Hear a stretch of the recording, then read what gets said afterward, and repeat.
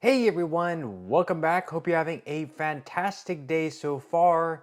So today, if you're a Social Security beneficiary and your birthday is after the 20th of any given month, you would have been receiving your payment today. However, the Social Security Administration is also going to be sending out the second payment this month to certain beneficiaries of Social Security. We are going to be covering in this video who's going to be receiving those checks on Friday. But before we go ahead and dive into it for today, if you would like to receive up to $18,000 in free stock or $18,000 in free cash, in a pinned comment below, I will be leaving a link to Webull. All you have to do is once you click on that link, is just sign up for a free account and then simply deposit at least $100. At that point in time, Webull will be sending you at least 6 free stocks worth all the way up to $18,000. And if you'd rather just have the cash, all you have to do is once you receive the free stocks, is just sell them for what they're worth and then transfer the cash value right back to your bank account.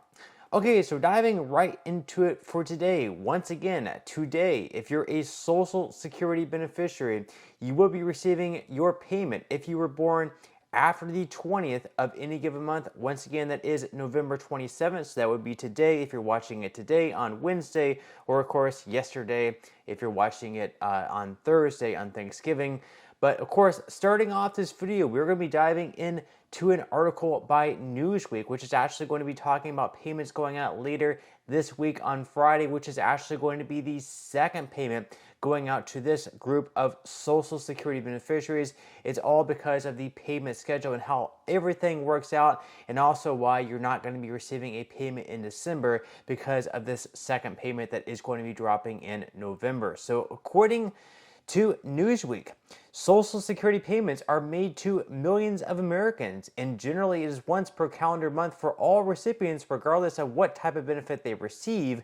Those who receive only Supplemental Security Income, or SSI for short, which provides financial support to the elderly, blind, and disabled who have limited income and assets, are usually paid on the first day of every month, but sometimes the schedule is subject to change and payment dates are brought forward.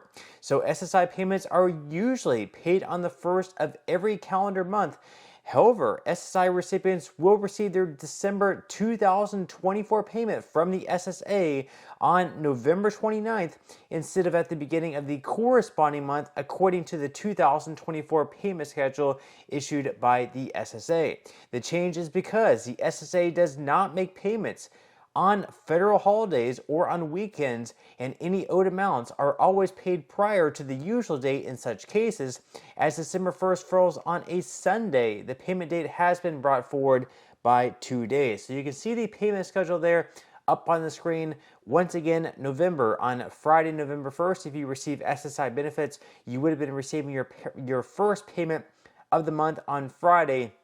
And then, of course, later on this week on Friday, Black Friday, November 29th, you're going to be receiving your second payment in November. This, of course, once again, is not a bonus payment. You're not going to receive this payment and then also another one on December 1st. This is simply your December 1st payment coming a little bit earlier because, once again, up on the screen, you will see that December 1st does fall on a Sunday, which means that you are going to be getting your December payment just a little bit earlier. However, if you do receive SSI benefits, you are going to be receiving one payment in December. That payment is going to be coming on December 31st because, remember, for SSI benefits, January 1st is a holiday, and in that case, you're going to be receiving your payment just a little bit earlier. So your January 1st payment is going to be coming on December 31st. And remember, that first of the month payment is also going to come with that 2.5% cost of living adjustment. So your payment that you will be receiving on December 31st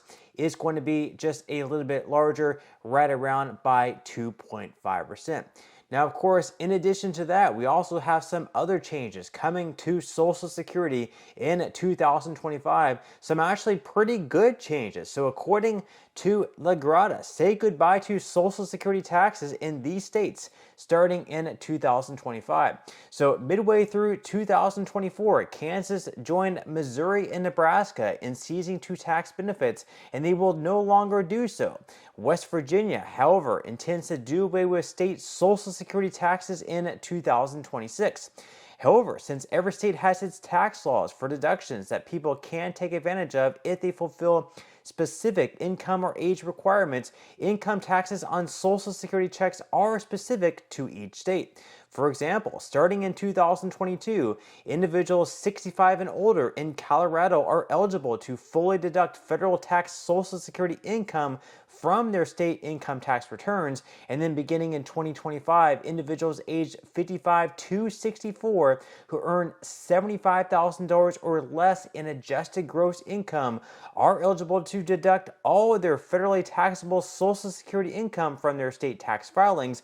Ultimately, to make sure they get the most out of your Social Security benefits, it becomes essential to comprehend the precise regulations that your state enforces. Now, the article goes on to say that in 2025, 41 U.S. states plus Washington will not tax monthly benefits. According to Brian Kahn, a financial advisor at Wealth Enhancement Group, consumers in these states can assess their tax savings on Social Security benefits by reviewing the effective tax rate they paid in their respective jurisdictions for all sources of income.